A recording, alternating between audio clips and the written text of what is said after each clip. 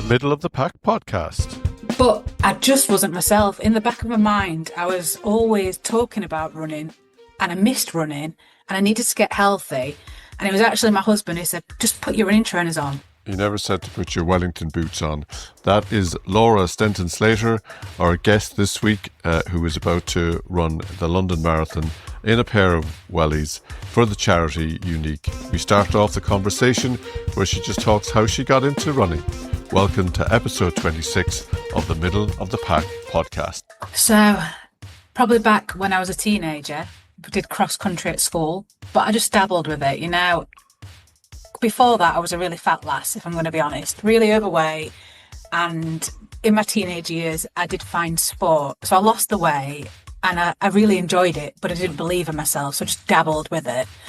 And then I decided just to go and leave England. And I lived in Turkey for a few years teaching English. But I came back with more than Turkish delight. I came back home with a son, my eldest son, Corbin, who's part of Unique and all the journey with Wellies. And when I came back home, I just picked running up again. And I picked running up again through my ex-husband. God, I sound like a riot Webber. Who's this person? Goes to Turkey, comes back pregnant, as an ex-husband. Well, I found it again because he was actually a marathon runner. And he sparked that passion back into running. So, yeah, from there, I actually joined a running club and I found my kind of people, should we say, that spurred me on.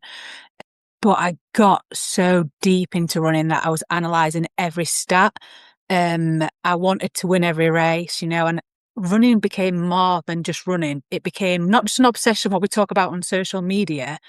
I was literally living and breathing it, but I'd probably say I went to the dark side of it, you know, where are having panic attacks on start lines because I wanted to be the best. And I wouldn't run the same race twice out of fear that I wouldn't win it. So I went to a really dark side with running. But were you actually that good that you could win it, like? Oh, yeah, you know, we were, well, it. I would never Olympic level, obviously, but like regional level, you know, like in county runs, we were coming back. I had loads of medals, you know, but at that stage, my marriage was actually crumbling. So instead of focusing on what was happening, I went deeper into running, and my son as well, he had learning difficulties. Well, he has got, and this is part of where Unique comes into it. So if I wasn't focusing on running, it was my son, and everything else I was kind of shutting off, you know, in the background. So then my marriage collapsed there. And at that stage, I realised I was a single parent, so something had to give. Was I giving my child or was I giving up running? So I had to quit running. And actually, it was a blessing in disguise that I just took a step back because I wasn't enjoying it no more. You know, I didn't want to run to have a panic attack. You know, I lost my way with it. And at that stage, then I was concentrating heavily on my son. What was wrong with him? You know, what can we do to get the support he needs? We found out he had a rare chromosome disorder, and this is where Unique stepped in because my son's condition, there's only a handful of men in the world that has it. So, for instance, the NHS watching what happens to my son and the journaling as it happens because it's so rare. And I was so in the dark with it that Unique came in and they introduced us to different families around the world that had similar, and a couple that had the same genetic condition as my son. So, you know, that was a blessing in that dark stage I had with this charity. And then life carried on. You know, I still weren't running, and I did meet my husband, who I'm married to today. You know, we've been married now for 10 plus years. So I had twins with him, and still running, it just wasn't happening for me. However, I've always had charity close to my heart. And during COVID, I set up something with two other lovely ladies called the Cake Initiative. And up and down the UK, we had about 1,000 bakers who would gift birthday cakes to children who are in financial difficulties, who are in poverty. And it was great, you know. But during that time, I was tasting lots of cake. I'd had twins. I'd clapped on 5 stone. So I was back to fat Laura from childhood. But I just wasn't myself. In the back of my mind, I was always talking about running, and I missed running, and I needed to get healthy. And it was actually my husband who said, just put your running trainers on and go out, because he could see there was something. It was gnawing at me. Like, I do suffer with anxiety. And at that stage, he was like, go out, that'll help. You know, everyone talks about running, it's good for your mental health. And he was like, get your trainers back on. So it was only literally about 2 years ago that I started running again. I'd had a 10-year period. I'd had twins. My son was 14, 15 by then. And when I started running, I promised myself one thing. I said, I'll never be Laura who left running, you know? I want to enjoy running, but how do I enjoy running? You know, I'll never be Olympic level. I've got to take that competitive streak and turn it into something different. And that's where TikTok came into it. And I thought, you know what, let's just have a laugh at running. I love trail running. I love going out there, getting dirty, you know, but don't put the stats on there. Don't worry about your pace. And that's where it sort of snowballed from, you know, with the TikTok and get back to running. And you know what now? I'm nearly 3 years back to running. That Laura that was left off in running, she's not cropped her head back up. Yes, I do run quite a lot in a week, but nothing like the amount I was doing before. And I'm just so thankful for this community I found in the world of TikTok as well, meeting yourself and other like-minded runners. Yeah. And now I'm in midlife, you know, running's a different view. My body can't trample streets like it used to do. So yeah, this is the new version of Laura now in a running era. And the TikTok, because it's Laura Muddy Souls, is your handle. Are you on Instagram as well, or is it just TikTok? I'm on Instagram and Facebook, but if you look for Laura Stenton Slater, you'll find me both on Instagram and Facebook. I've got years worth of like photos on there as well, so it's like I want to keep them because that's my album. But still, yeah, you can come and find them then. But fun seems to be a big part. I mean, when I started following you first, I was going, you always seem to be kind of upbeat, fun. I wouldn't have seen any anxiety. It's always chatty, and you know, it's a very cheerful sight, I suppose. Oh, And then I thank you. couldn't believe when I saw that you were going to start running a marathon in your welly boots. So that is for the charity, isn't it? Yeah, so that's for Unique, and I've actually never ran a marathon race. So this is my first marathon I'll be doing in Wellies. But yeah, Unique, they offered me a position. They had 4 positions. The charity is so small. And I found out in July this year that I'd got the place. But obviously you've got to try and fundraise for £2,000. So in my head, it was either going to be a really expensive marathon or what can I do to really have a bash at raising money? And I found in the first couple of months, nobody really wanted to donate to somebody who runs because in their eyes, running a marathon wasn't tough enough because you're a runner. But God damn it, it is tough enough, you Yeah, know. yeah, yeah. I've never ran a marathon before. I'm stretching my body, you know, to different lengths. I was used to 10K in sprints, you know, in back in the days. So I just thought, what can I do? What can I do to make it, I don't know, make it more of a challenge? And I was out walking the dog and I had my running kit on, but because I was taking him in the woods, I just thought I'm going to just chuck my wellies on. It's quicker to get out. And all of a sudden it just came to me, just do it in your wellies. You know, it's a bit of a symbolism as well. So when I'm wearing the wellies, it is tough, it's heavy, and you do feel like you're running through mud. But then I think about the time when my son was younger, we'd got his diagnosis from the genetics because we did a full 100,000, whatever it is, genome project, you know, where they map all your Yeah, yeah. genes. And we were just in the dark at that time. I had no clue what it meant for Corbin, my son. You know, does it mean his life expectancy were going to be shorter? Could it impact stuff further down the line? So it was like going through sludge. That's the only way I could, you know, explain our journey at that time when we found out about his diagnosis. So I thought, you know what, that's a good bit of symbolism. That, you know, that's me pushing my boundaries. You know, running for everybody that's been supported by Unique, you know, knowing what it's like in those early days before we've been introduced to this little community, you know, via the fabulous charity. It's so good, Unique. I'm so touched by him. And is the major side effects for your son just learning difficulties, or is he does he struggle Yeah. with other things? So Right. it's a bit like an umbrella effect. So it does have autism, dyspraxia. Growing up, not until he was 7 years old, he couldn't even put 2 words together because of his speech delay. And he used to have to walk around with a notepad what had different pictures so he could point to people, you know, just to explain how he was feeling. But as he gets older, new stuff develops. So recently he was under for having Tourette's because tics started developing out of nowhere. And that was something in his late teens. So it's like as he gets older, something new appears, you know. So he's doing great. We've got a fantastic support network and I'm so blessed. And, you know, just watching his strength, how he proceeds with life, it just makes me want to break boundaries and do incredible stuff because I just watch him in awe. You know, this little boy who we didn't think could ever speak. He's got this beautiful language. He speaks so clear. He's not got my dodgy Yorkshire accent, you know, like through speech therapy. He has this beautiful posh English accent. It's daft, but yeah, God, I could just well up and talk about him all the time. But Unique obviously were a big help then, is what you were saying. Definitely. Yeah. They really were. So you have gone from trail running to 5K to 10K to take on a marathon with Wellington boots. Like a marathon is a big enough step, a marathon block. Have you started the block? You have. So I actually started in October with the Wellington boots, and that was to really just stretch my legs to see how it felt. So I will say my training probably started from October, and it was only last week that I was doing 28K in the Wellingtons. So I've got a proper marathon block going on, and I'm following my long runs week by week.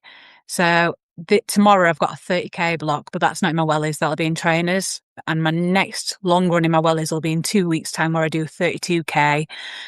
The difficult thing I'm finding though is Sheffield's so hilly. I can't get anywhere in Sheffield without a hill. So I just want a straight 32K just to see how good I could do it in. So that's another testing issue as well. So yeah, most people get carbon plated super runners to run marathons to give them aid. You're sticking on big clumpy wellies. Like it's the complete opposite to what other people are doing. It's crazy. So like there's a million questions when it comes to Wellington boot chafing. There must be, how are you going to cope with that around the top of the wellies as such? Well, my legs actually, around the top of my wellies, how the well is shaped, there seems to be enough gap that I'm not getting chafing on the back of my calves like I thought there would be. However, I have got really long knee-high socks to reduce any chafe in there. But there was a lovely lady in the TikTok community called Smiles Anne. Everybody knows Anne. She's the smiliest runner out there. And she sent me a pair of long socks with toes in like gloves. And I've never used them before. So she suggested using these to reduce the blisters. So them, and I've got some anti-chafe guard as well that I've been putting on my feet. That completely reduces friction. It's magic, this formula. So the 28K I went on last week in Wellies, I didn't have one blister. You know, my mind was blown by it. Yeah. I saw a guy, we have a gift shop in Ireland here, and I was at a trade show and there was a guy who started a company called Buff Barrier, and he's just got chafing for men, women, and then he's got another one for blisters. And I was going, that might be good for you as well. But I see you were putting on lots of tape as well. Is that just more for your muscles, or was that just So another layer? I should have shares in KT tape. And if there's anybody out there that wants to give me loads of KT tape, please do. So what I'm finding, because the wellies, there's lots of movement in your wellies, and when you're wearing trainers, you've got ankle support round there. I'm just not having that. So my feet are a bit like this, like rolling. So I've created my own little splint around my ankle and my foot. So that's reduced the rollage. But then because of the rollage, it's hitting my knees as well. And I found that as I was running, instead of running with my feet forward, my legs are starting to not got a right angle, but my feet were like penguins because they were trying to naturally stop this rollage hitting my knees. So the only way I can describe it is if you've watched Forrest Gump at the beginning when he's a young kid and he's got braces because of his back on his legs, that's what I've created for my legs to keep them sturdy. And it's working. And touch wood, for the last 3 months, I've been doing weekly runs in my wellies. I'm going to jinx it now, but I've not had any injuries from doing it. And it's all down to that KT tape. And it's so easy to manipulate it on your body compared to, you know, if you get the splints, like the knee bandages that you pull up. So it's a saviour. That is a saviour, the KT tape. I look like a mummy by the time I do the marathon, though.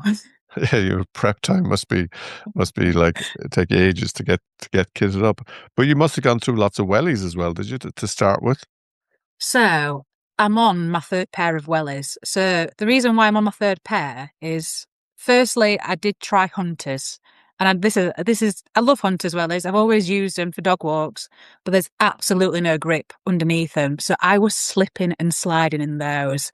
And I got to 10K and it hurt the balls of my foot. There was no cushioning, so they had to go out the window.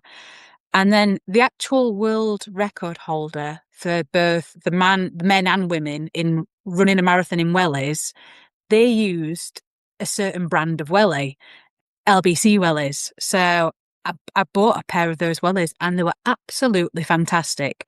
However, people in the world of TikTok got into my head saying you're going to get really sweaty feet, you're going to get athlete's foot wearing wellies, you're going to get fungus in your feet. And I started to panic that I started drilling holes in these wellies to make sure that we could vent them. So it'd stop this from happening. The Guinness World Record said you can't use wellies that have been modified. That'll just disqualify you from trying to get this record. So I binned those wellies and I got my second pair that don't have holes in. So it's still the same brand. And I've got to say, they're absolutely comfy. I feel a bit like I'm running in Crocs. The sort of squidginess in the Yeah, yeah. soles. So the shock seems to be great. People are spending £200 on trainers. They should be running in these wellies that I'm running in. It's like they're like springboards. So is marathon a world record then, or is it? Yes. Oh, So I the didn't get Guinness that. World Records, I've put my application in, they've accepted it, and I'm actually going to have somebody on the finish line waiting just to see if I've made it in time or not. So fingers crossed. So is there a time pressure as well? Yes. So currently, the world record holder, Becky, who is the lady who inspired me as well to push with it, she's done it in 3 hours, 59 minutes, 57 seconds. And there's a fella as well, and I believe he did it sub 3 hours in Wellies. I don't know his time. I've not been really pressing on that. But yeah, so the time to beat's 3 hours, 59 minutes. So when you were running normally, we'll just say with trainers, when you put on the wellies, did your pace drop? So for instance, I recently in October I ran half marathon in 1.5 hours. Okay. And a few weeks back, I ran a half marathon on my own in training in Wellies, but I did that in 1 hour 40. And that wasn't even in a race atmosphere. So you don't have that adrenaline as well. Yeah. So there was a 10-minute difference from running a race with adrenaline to just running a half marathon distance in Wellies. So that 10 minutes, that's probably the difference. So I don't follow Strava and then predictions because it makes me want to feel that I'm going to be incredibly fast, again with competing marathons. But if I was to do it in my trainers, I'd have liked to have gone in 3 hours, 15 minutes, 3 hours, 20 minutes in trainers. So hopefully in Wellies, if we're going on adding a 10-minute buffer from the half marathon, if I can compete it in 3:30, 3:40, I've got enough margins there, for, I don't know, it could be too hot of a day or any environmental things that happen in a marathon. So yes, fingers crossed, I can make it. Fingers Yeah, I mean, crossed. a 140 half marathon in a non-race environment would suggest that you should easily do, well, don't want to say easily, but you should do the 3:59. You should beat that anyway, Fingers crossed, all Fingers, going well. yeah. So But the problem I'm having now is we're training in cold situations, which is fine because the wellies make you burn up. When I first started running in wellies back in October, we had quite a warm autumn, didn't we? Well, we did in yeah, Sheffield. The temperature was quite high. And I was sweating from head to toe, like I'm burning up here. So again, if we have a warm April, that could slow me down. I might pull an hamstring. Who knows? if people want to donate, how do they do that? Oh, that's a great question. Thanks for asking that one. So if you follow me on TikTok, there's a link in the bio or the profile, and the London Marathon for charity places, they create a bit like a Just Giving site, but it's just for charity places who are running the London Marathon. So I've put that link on my bio for TikTok, and then I've done the same for Facebook and Instagram. So if people do follow me on there as well, you'll see the links, and all the posts that I am feeding on Facebook, especially, I'm adding the link on it again extra. But yes, there is a place to donate. So any donations, greatly, greatly received. Thank you. Well, I'll try and put it in the transcript script of the podcast as well. But definitely, Laura Muddy Souls is your handle. So people want to Yeah, follow that and donate. That would be great. thank you. Yeah. So I did notice you were running in snow, and I was going like, do wellies have an extra grip in the snow? The wellies I were wearing, you know what I'm training in, they were Yeah. absolutely fantastic for snow. You know, they were warm. The Yeah. grip was amazing. Even when there was some wooden bridges that were so slippy normally when the rain's on it, and I slip and slide in my trainers, wellies were fantastic. Honestly, there's a market out there, and I think people should just consider running in wellies at least once. It's like a full body workout. It needs to be done. Maybe it's a cross country alternative to little spikes. Maybe you could wear rennies, wellies. I can't stand spikes. Every time I've lost spikes at cross country, I either feel like I'm going to lose a trainer or we have to duct tape it, around my foot just for a bit of extra stability. Me and Yeah. tape would go a long way. So I'm thinking wellies could actually be better. So are you with your training schedule for the marathon? Because obviously you need to do the proper training schedule. Yeah. Have you a coach, or are you following a program, or is there So I have is there a download for running a marathon in wellies? got a bit of a mix going on. So I do actually coach younger children twice a week as Right. part of a run club. And through the coaching, I have three other coaches that coach alongside with me. So when I did come with the idea of running wellies, I shared with them my kind of high level plan of how I thought I would attack a marathon. Yeah. And they agreed that's the best way, but nobody's running in wellies. So you're just going to be writing this blueprint for it. So that's great that from that point of view, I've got local coaching access. There is a guy on TikTok, the running dad. He's absolutely lovely, and he's got access to the training plan that I created. And he's given a bit of advice of, how you could look at your longer runs and maybe on this one, do it at your last 14K at speed, instead of at a slowly, easy long run. So I've had input there. And then the last bit, oh God, I'm going to say it anyway. After we had this plan together, I fed it into ChatGPT and I said, these are my stats of where I'm running currently. This is my idea. What are your thoughts? So ChatGPT actually tweaked some stuff and said, try doing this. And I've followed the plan. So it seems to be working. I feel I've got a bit of momentum behind it and no injuries. So it's been a mix of a community of people just putting their thoughts in, which I just need people telling me whether it's daft or not. One of the biggest helps you can get is, as you say, people just giving you the advice, or people just giving you a little bit of feedback. And yeah, but as I keep thinking to myself, it's daunting enough just doing your first marathon, the welly boot situation. But you'll obviously be driven by the cause as well, which will be a huge help, Yeah. and the race day environment as well. It's still now so for instance, when I did my 28K the other day and I got to about 15 kilometers and I was just thinking, why are you doing this to yourself? But then I switched that mental thoughts and I thought, you know what, you're doing this because of these families, how you felt. And I don't know, it's like a light turned on in my head and it gives you that extra push, like you're doing it for a reason, And I get goosebumps just thinking about now how we can help families who are in the dark. I know there's a family out there something's happening, they don't know what's happening to the child or whatever, and I know Unique going to be coming into their life shortly, and just with the support and awareness and the donations we're giving, it's going to help that one family and it's worth it for that. Absolutely. I'd run an ultra in them if it means it'd give more support, to Unique. Don't put that seed in my head, what am I saying? I was going to say, you heard it here first. Yeah. Gosh.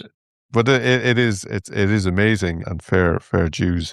You just said at the beginning. Well, you said to me offline that you were running in Dundalk next week. Is it? It's the first, on the 1st of February. That's when we're there. Yeah. And it's quite funny actually, because of TikTok, I remember as a child growing up, and then the internet sort of came around, and everyone's like, stranger danger, never meet people online. And then TikTok's come along, and there's a lovely woman called Lorraine, and she's doing the half marathon, and she tagged me into it saying, why don't you come along, Laura, and do the half marathon? So I decided to book it take all the family over. And then I laughed like, yeah, I'm just running to Ireland to meet strangers online to do a run. But I thought, you know what? I don't know. It's funny when you reflect and think about stuff like that. But you're not doing that in Wellies No, no, no. Trainers. trainers. So I know you said you kind of do some long runs. So at what state, like, are you going to kind of switch over to Wellies for at a certain stage in your block? Are you going to just do all your runs? Or are you going to keep mixing it up? So I will run in wellies once a week. And I've got 5 major long runs in my block of where I'll do super long distance. So 28, 32, 36, then we drop back down to 26 kilometers. They're my major runs. But then I do push once weekly in 10K, trying to do some speed work in wellies, which sounds stupid as well. Look at me trying to do some hill reps in my wellies. But I just think while my body's getting used, because you run differently, you run with your thighs and your glutes, Yeah. whereas in my trainers, using my balls on my feet to push off on my calves more. So it's just a completely different running technique. So I just need to keep training my body, to feel comfortable being uncomfortable. And it's like it's a credit to you, but I'm still baffled. But I love the fact that your TikTok account in particular, I seem to spend more time on TikTok, is so motivating, and I hope it motivates people to go and donate, because it's such a good cause. One of the things that I hope that you'll be able to do is communicate and keep in touch, because it's really important, I think, for our listeners to maybe, if they start following it, to follow the journey, which would be great. Definitely. Will you have a big family support going down? It's London, obviously London, so. So yeah, I've got my immediate family. So I've got twins who are 10, and my eldest, he's Corbin, where the unique comes in. He turns 18 in 2 weeks, so they're going to be there with my husband. But then, oh God, I'm tearing up thinking that they're coming with me. But then my family, I was speaking already, they're going to be having a party in Sheffield. So they're going to have the BBC on, watching the marathon. They're going to have drinks and everything. So they're going to watch it from Sheffield, just having a big, I'm going to swear then, just get drunk, watching me try and achieve this target. So yeah, it's amazing the support that's happening. But obviously it's so expensive going down to London during marathon season. So yeah, it's immediate family. I assume you've got accommodation and everything sorted. Yeah, as soon as we realised I'd got a place for London, my husband, he went on and he booked 2 nights there. So that's sorted, because it's jumped up incredibly now, The night before and the night after? Yeah, so I'm going to go down this Saturday morning, stay Saturday, Sunday, then come back Monday. And does the charity, do you have any any commitments to fulfill other than raising funds, or is it just you turn up and run and you're met on the finish line? So we had a target of £2,000, and at the moment, I've already raised £2,360. So I've already done the target. So I would love to double the target to £4,000 if possible. Brilliant. So yeah, that was the only requirement, meet the target. But again, there was only 4 spots as well. So I was so lucky to get that through Unique as well. It's been a pleasure. Like I said already, following your TikTok is a pleasure anyway, and it's fun and it's informative, and just seeing that you were doing a marathon was just for such a good cause as well, I think, and the amount of people that you help, it's a credit to you. So I really appreciate your time and coming on. Thank you so much for inviting me back on, and I love what you're doing, meeting different runners, letting everybody share their journey. That's such an important thing for people to see about our running community, that there's so many different types of people and runners, not one shoe fits all or one welly. No, absolutely. Yeah, no, I think it's important. For me anyway, it's important that people can see that there's, it's not just the elite people out there, it's every day. And I know not every day someone runs in wellies, but it just makes things a bit more interesting, doesn't it? It makes things, and again, for a cause, I hope that the running community will get around you, get behind you, and I hope everything goes well. So keep in touch. That would be great. Definitely. Thank you. And thank you so much for inviting me on today. And I look forward to seeing your other podcasts and other runners out there. So, yeah. Brilliant. And that was Laura Stenton Slater, our guest on this week's podcast. And I really hope that she does well, raising even more than she has to for that charity Unique. It's not going to be in the transcript, the link. I'm just going to put it in the show's description. So have a look at that. Next week, we're going to have Cian Charlton. He is the proud owner of 35 Vintage on Fade Street, and he's just started a running clothing brand called Negative Split, but also we'll talk about his running journey as well. But for this week,